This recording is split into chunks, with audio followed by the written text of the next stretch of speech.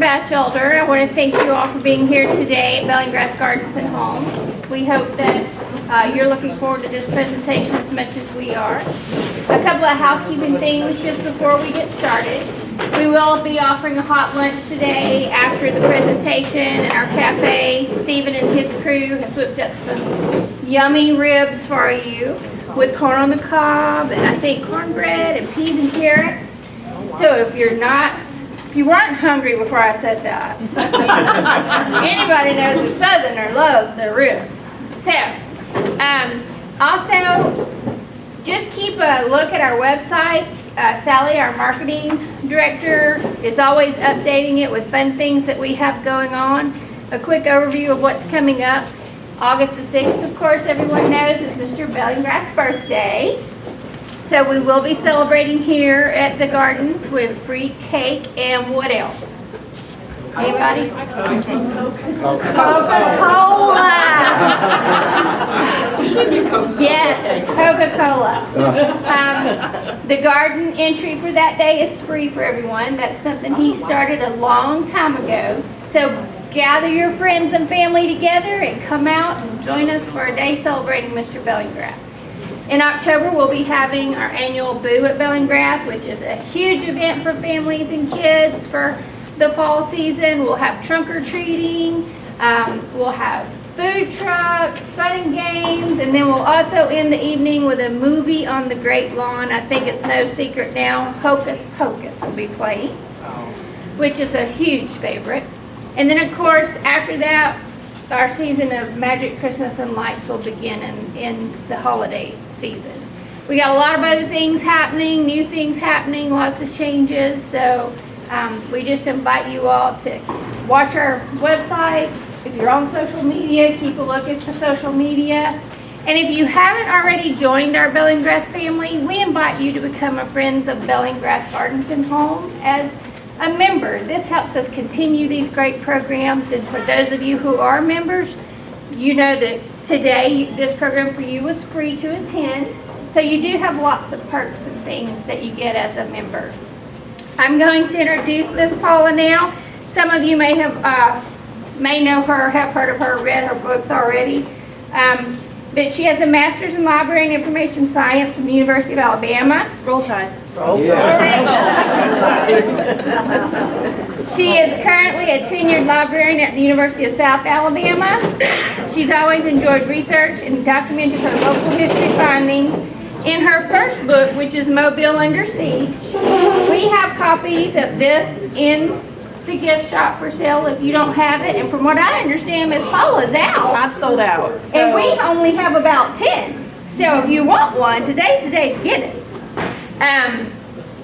And then after that, she continued pursuing her avenue of research with the latest book, Such a Woman, Octavia Walton LeVert. I had never heard of Miss Octavia before Miss Paula mentioned her, so there's a lot of information in here I need to learn.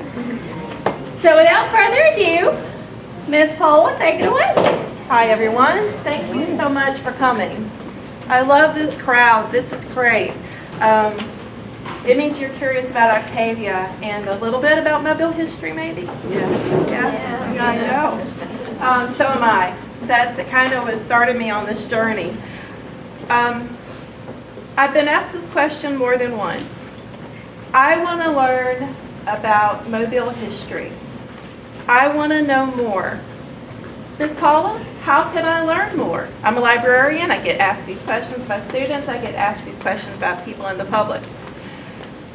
How you learn more about Mobile, and it's really hard because Mobile has such an extensive history, is I suggest you pick an era. You pick a moment in history. You pick the Revolutionary War, or you pick the Civil War in my case, or you pick the Civil Rights Movement, or you pick War of 1812. I mean, Mobile's got such a big history, right? So you could actually go back that far, or the founding of the city.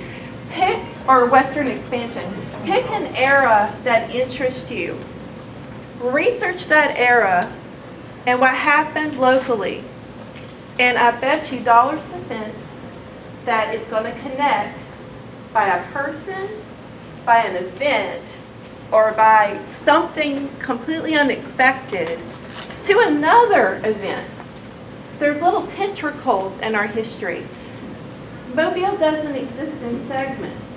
It exists as pieces that connect to each other. You'll find the same family name going back from I'm getting off my marker already, I'm recording this. You'll go back to the same family name back to the beginning, like Tolmanville. Tolmanvilles are still living in the city. You could research their history and connect them to the city. Things like that here. So whenever I started with the Civil War, and that was my first book, Mobile Under Siege, which they have available. There's only 10 copies in the checkout, and I've sold out because it's been doing well too. It's picked up. I wanted to get those stories, and I wanted to get stories that people hadn't heard of, or stories that were in letters, or stories that were first-hand accounts. So I went to the Minnie Mitchell Archives. It's located right next to Oakley, and if you've never been to Oakley, please go. I went to the archives and I dig through these massive filing cabinets and found these folders.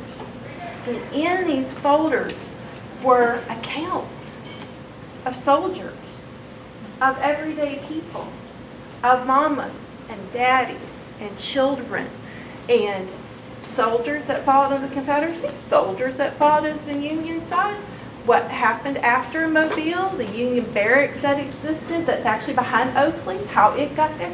All kinds of stuff like that were in these letters. And you know what the sad part was? Nobody knew they were there. Nobody knew that people struggled through this time period.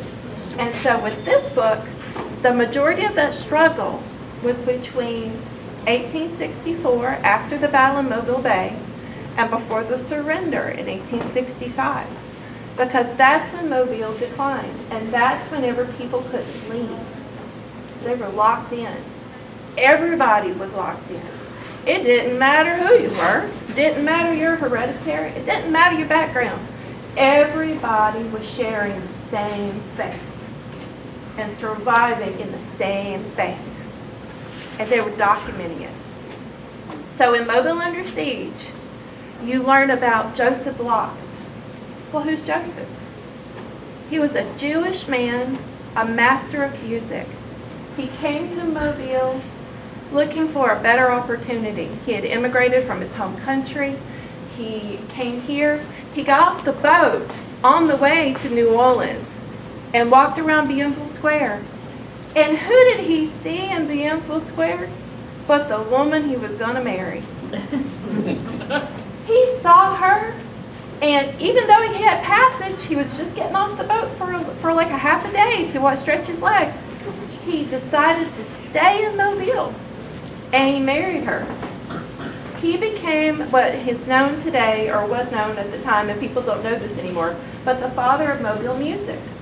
He taught music at Spring Hill College for many, many years. They had a portrait of him, a Jewish man. They had a portrait of him hanging in the monastery that they had here at one point. But I couldn't find a picture. I can only find a copy of his picture, and that's in this book. So you learn about Joseph.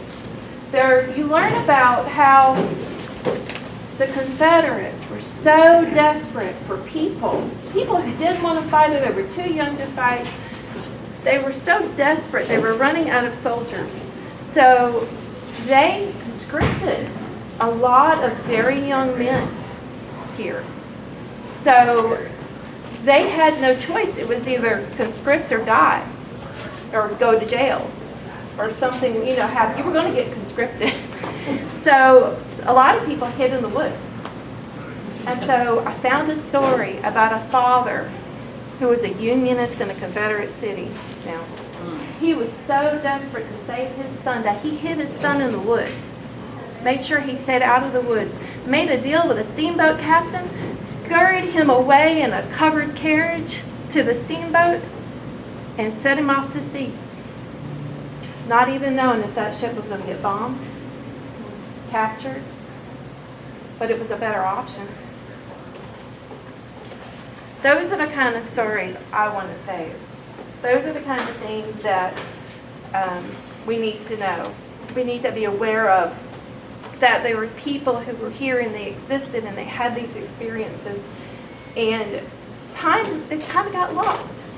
And I hate lost things. I hate losing things. I have to track stuff down. I got to know where it's at.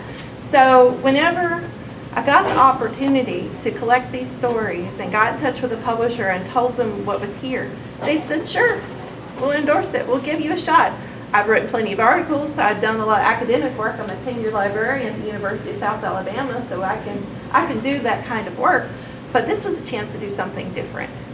And so this is the first time that I really dived into writing a book. And people seem to have enjoyed it. so I'm very pleased with that. You never know when you're writing. You never really know. You always put your heart into it and you hope that people fall in love with it, but you never know. And this one so far has been good. So if you haven't gotten it, those are just 2 stories that I have. Just 2 that are in this book. Now, how young were they getting drafted? 14. 14, huh? 12, 13, 14, young. Well, was young. that right? Young. Wow. Yeah, and they would hide them in the woods. Yeah, very young, because they just were running out of people. Yeah. So. But I didn't know They you were would- talking about 16 or what, but 12. I mean, Young, very yeah. young. Yes. And then there's when you're a writer and you're writing a piece, and this I've discovered because this is my first book. When you're writing a piece of literature, there's a person in the piece of literature that just kind of calls out to you, you know? It's kind of like you're researching this and you're reading all these stories, but then there's that time when you hit somebody, you find somebody, you discover somebody, that just kind of touches your heart.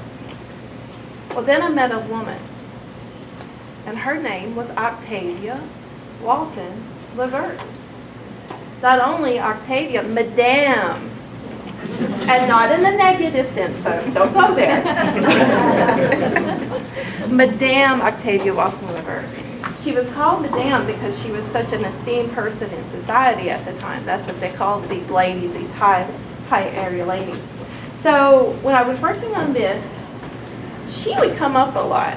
You know, her story would come up a lot. I would be flipping through stuff and stories, and they would say, well, Madame LeVert did this, or Octavia Walton LeVert did this, and she traveled here. And I was like, well, who is this lady that's doing all these things? And who is this lady that's making all of this possible? So I decided that my next book was going to be about none other than Madame Octavia Walton LeVert. Now this book is a whole other journey. That's the beginning of the journey. This is on the road because this is the beginning of my new focus. My focus from the writing from this point on is going to be on, at least my plan is, you never know, for book-wise anyway, women that are forgotten in Alabama history. There are so many.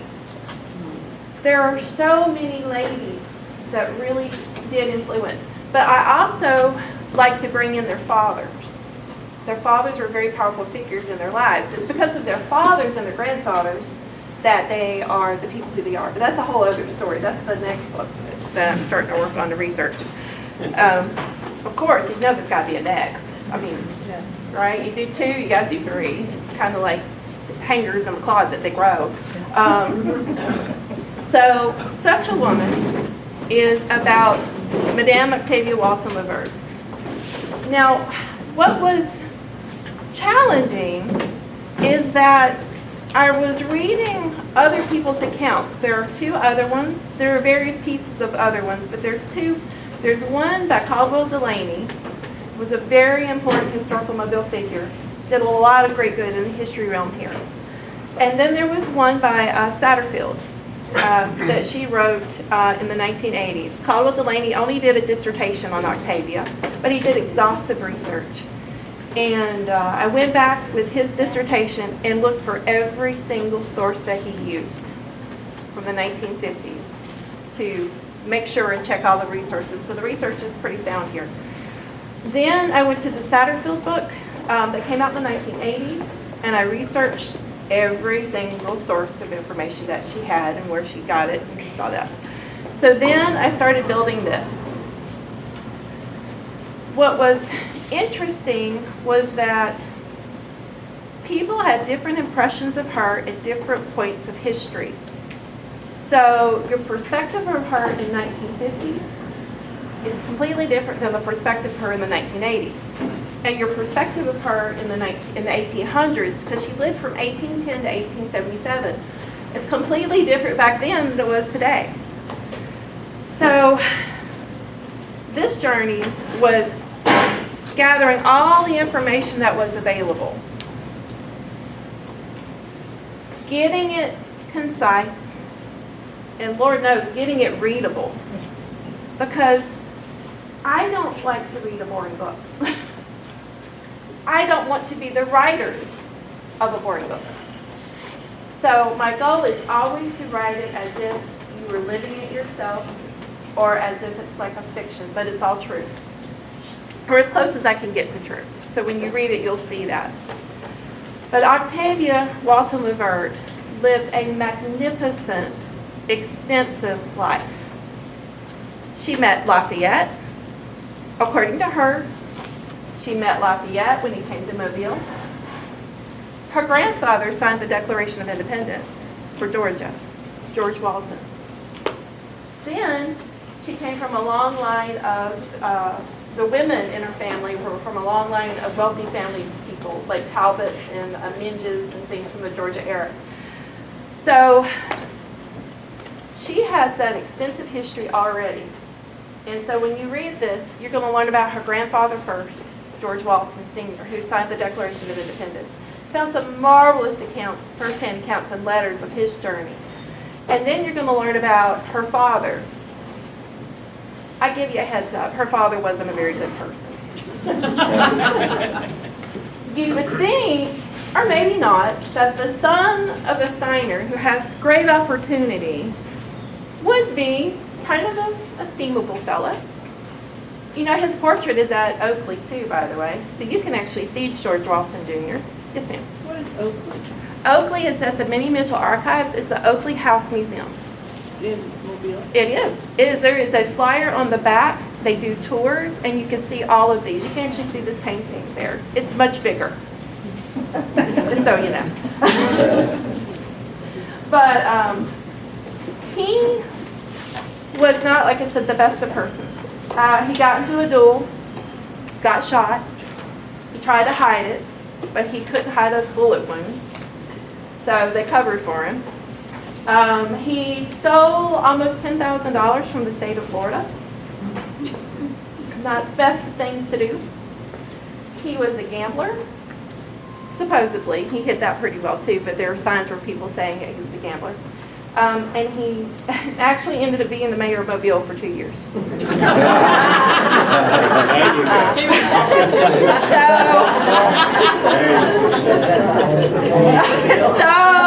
take it as you want. So he was qualified. Yes. But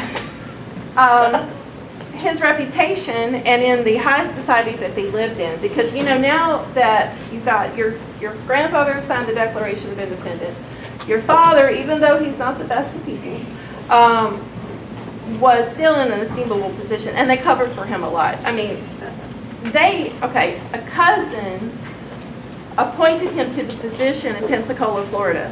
Now you can interpret that as an opportunity for George Walton Jr. to achieve, and they packed up their lives and they moved to Pensacola. The house still stands today that Octavia lived in. And you can see that as an opportunity to promote yourself. Fort Walton Beach is named after him. So you can see it as an opportunity to promote yourself, or you can see it as an opportunity of the family members in Georgia to get rid of him. So it's up to you how you want to pursue that. It could be a little bit of both. You never know. But they went to Pensacola. They lived in Pensacola, and then they came to Mobile. And what's interesting and how Octavia was famous young.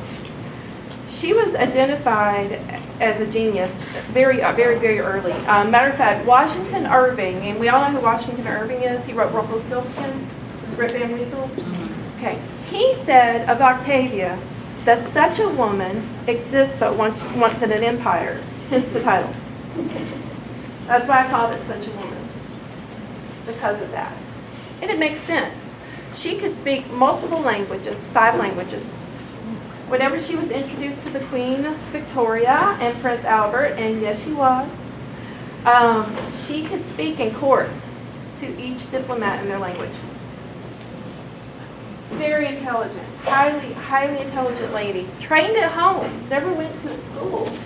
She was trained by her mother and her grandmother in Pensacola, Florida, because Florida at the time didn't have schools.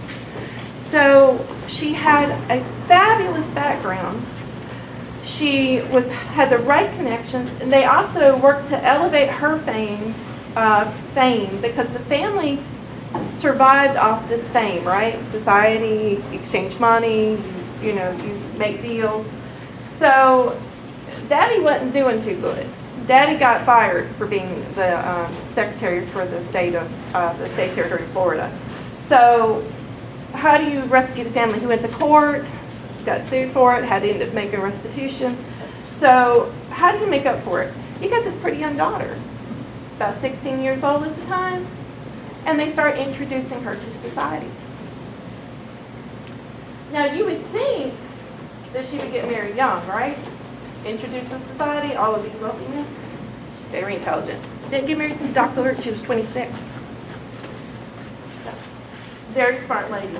But the family did use her to help elevate their status. She became introduced to the best of society. She was dressed beautifully. The painting is by Thomas Sully.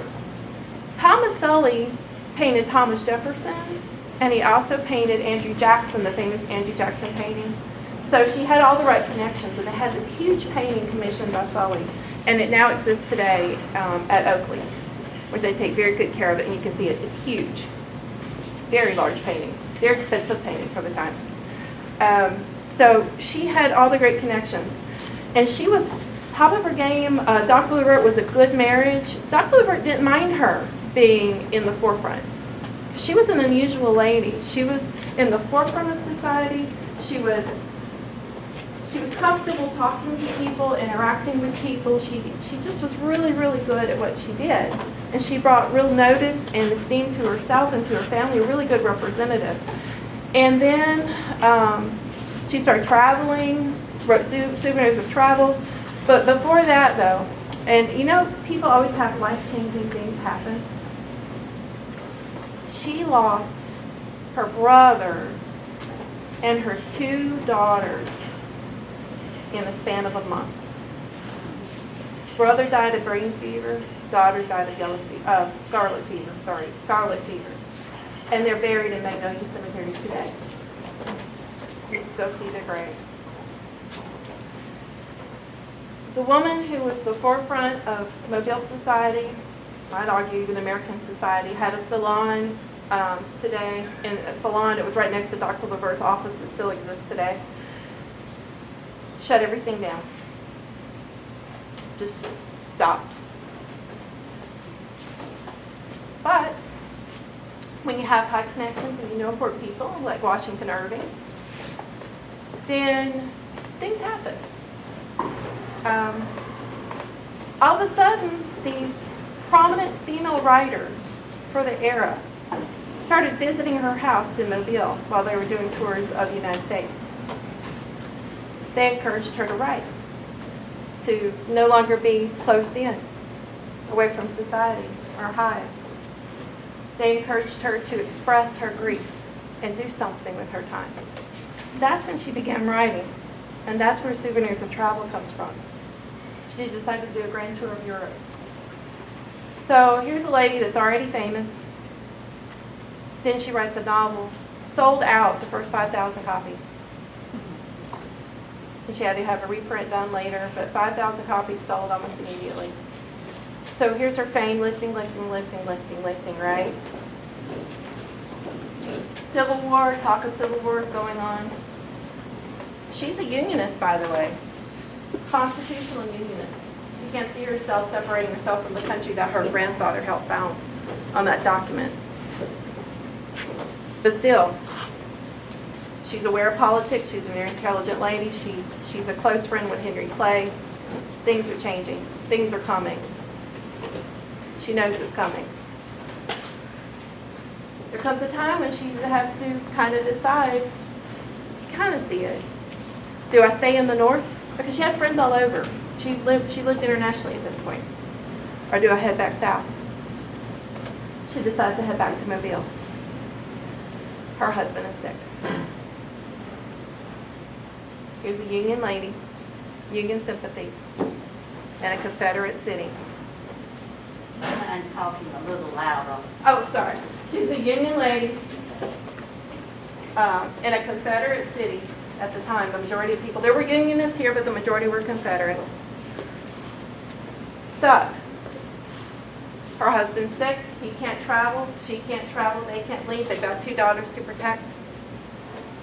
Difficult situation. Difficult situation.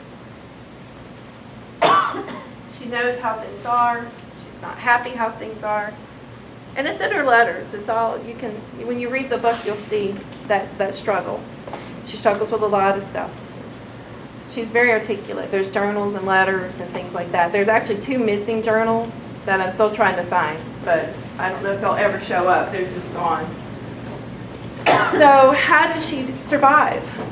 What does she do? Hard road to hoe. But she does manage.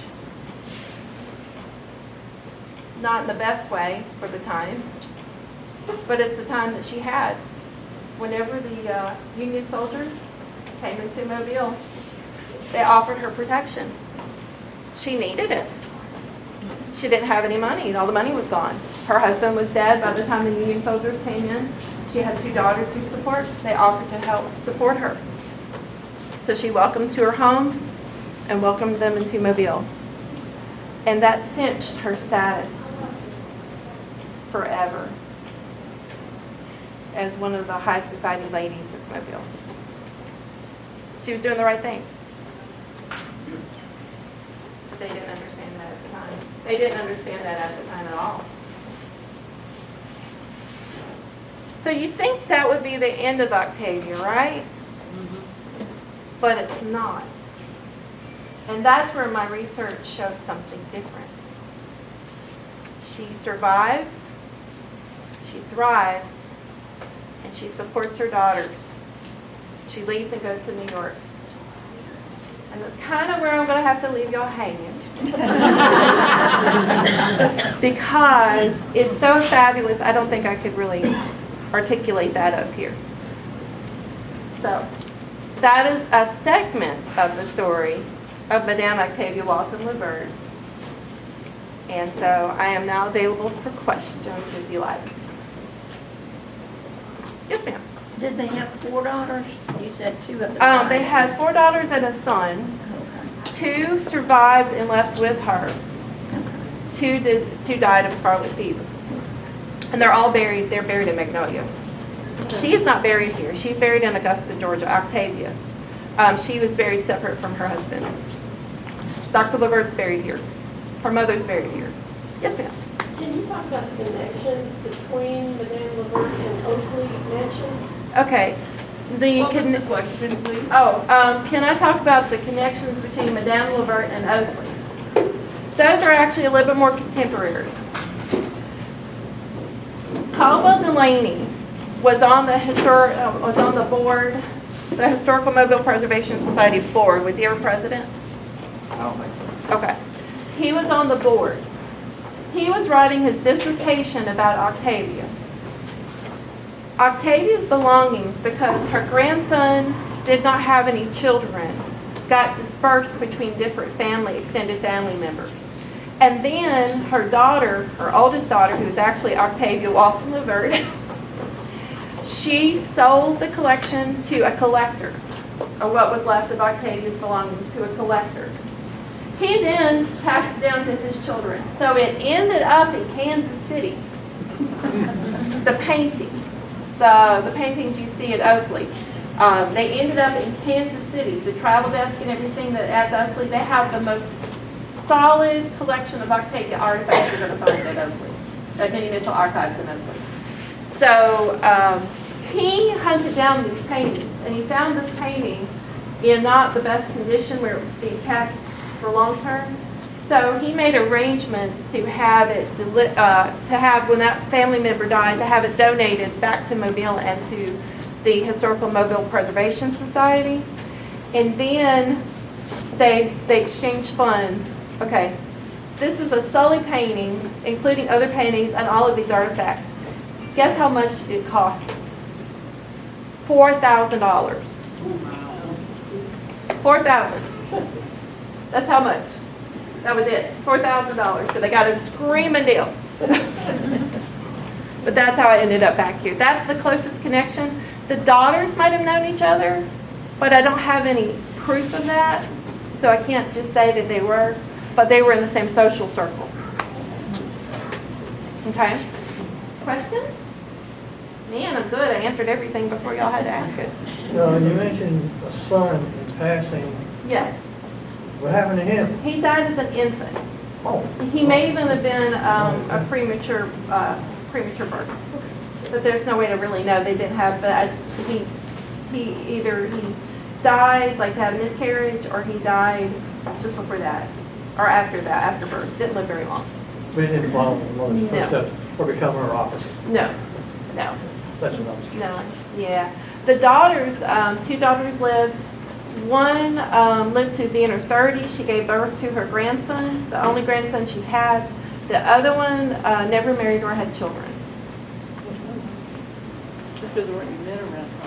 Well, yeah, actually, that would not be too far of a guess because the Civil War had depleted, especially in the South, a number of men available for husbands, and especially that status, because you got to remember, this is Octavia's daughter. This is not Joe Schmo's daughter. This is Octavia's daughter. So she had been around the highest of high society, and so there were, I think there were that low number. You know, well, we're from Kansas, so Southerners were.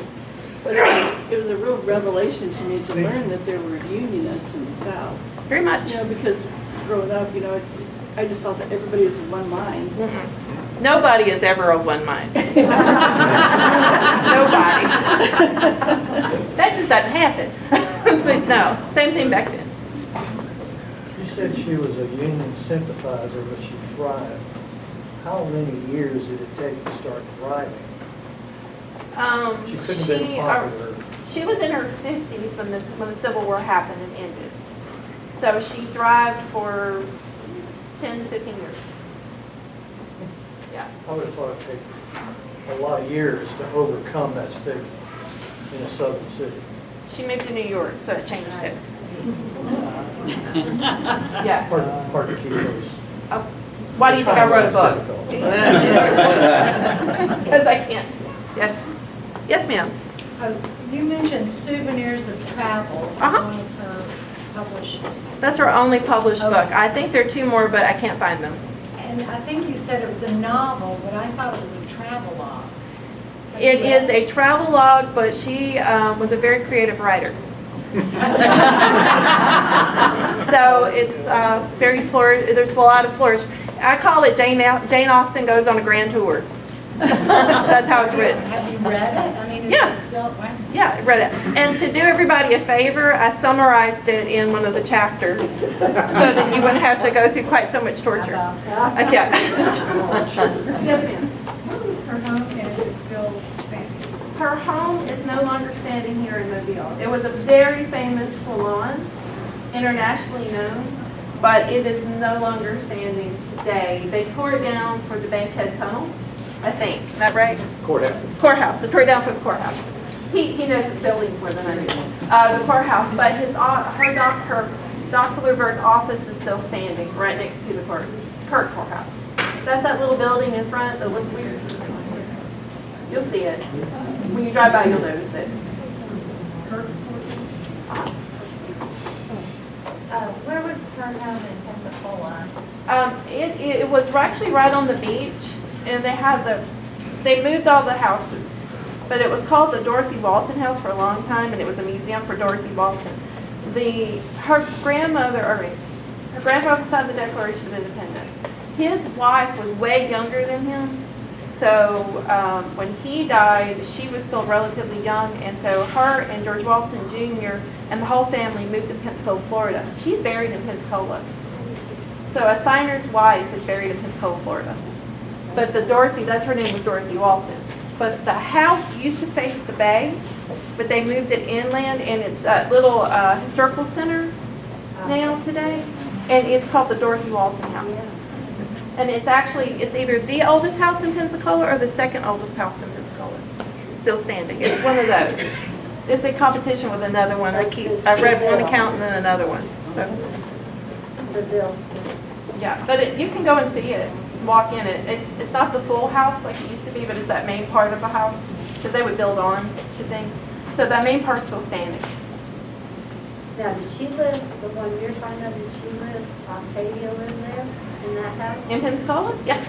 In Dorothy Walton's house? Yes. Yeah, they all shared that house. Yeah, it was Pensacola back then. It was very rural. Very rural. Very, very, very rural. Define salon. When you say salon, I think of a hairdresser.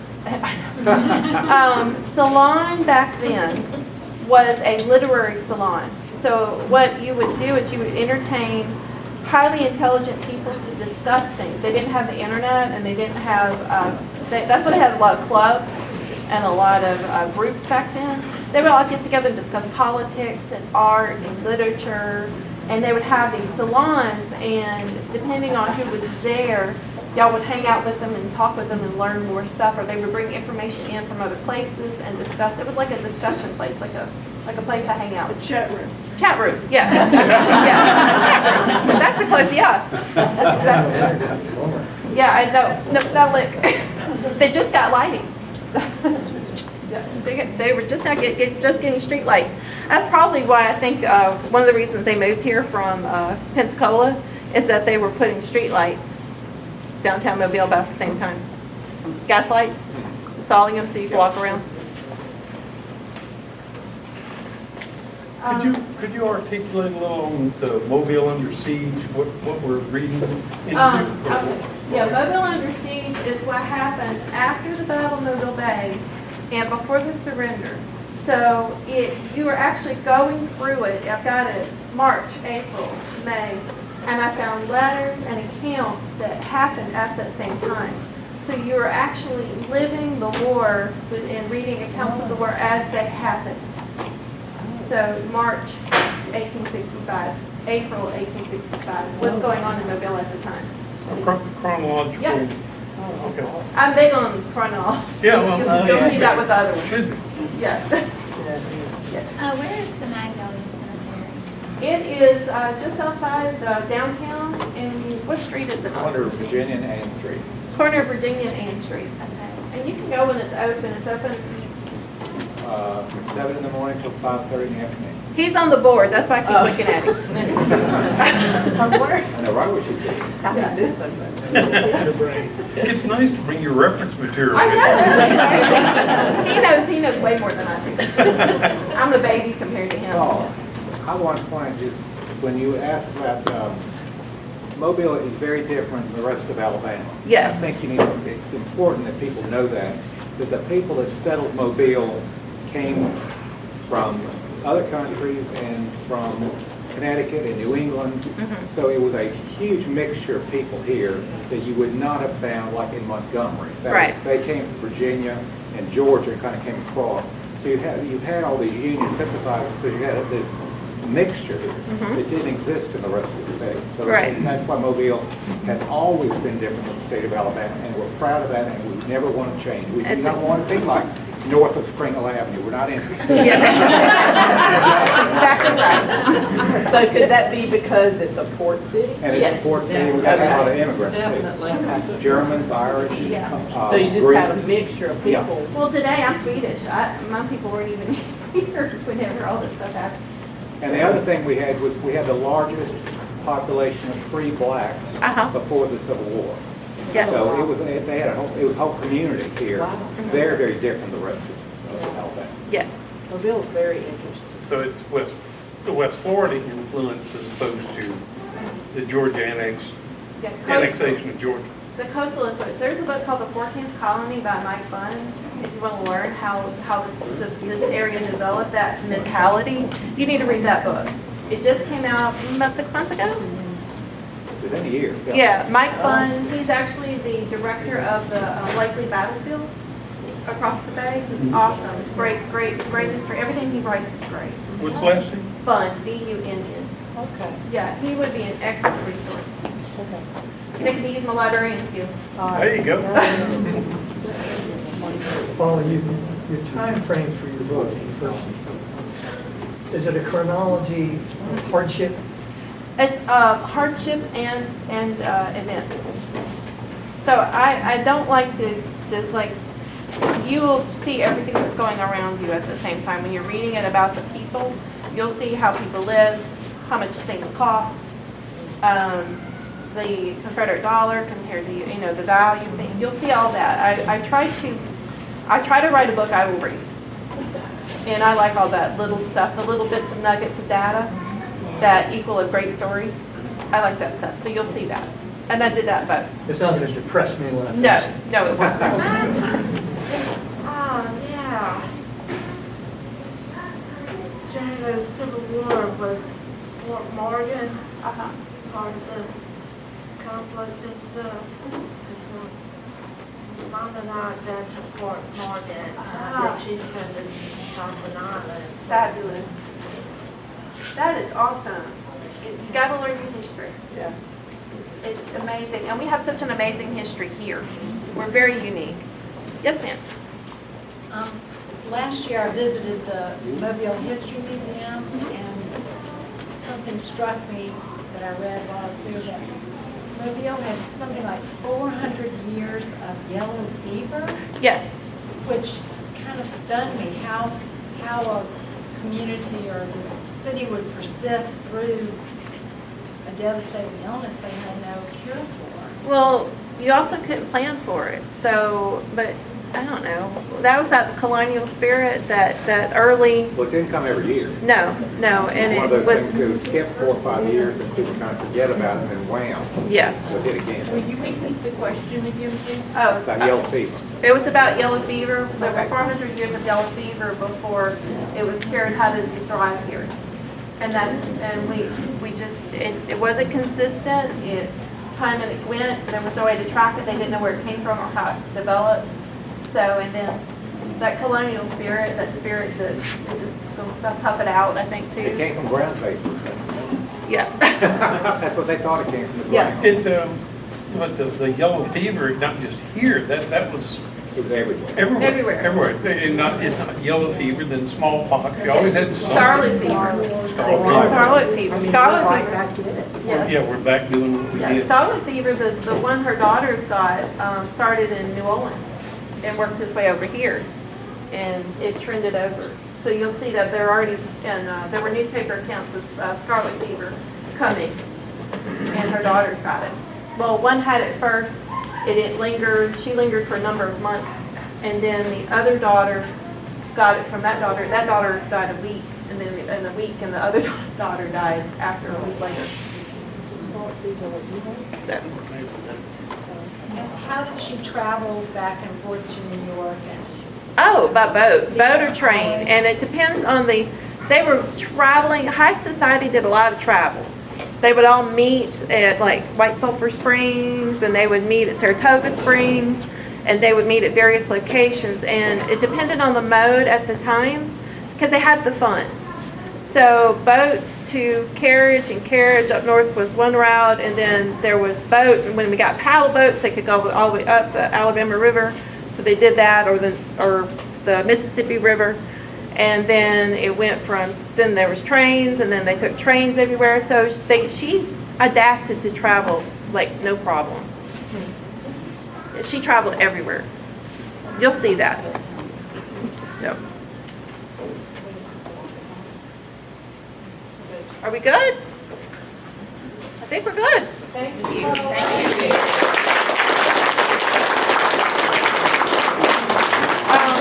Such suchawomanbook.com is my website. I do have a video on there that everybody has enjoyed, so watch my little video. The book is for sale. We've got hardbacks and paperbacks. Mobile Under Siege is in the bookstore. I think they only have 10 copies left, so if you want to get one, and I didn't bring any with me, I sold out. So they have them, and then Such a Woman is over here. Thank you so much. I enjoyed your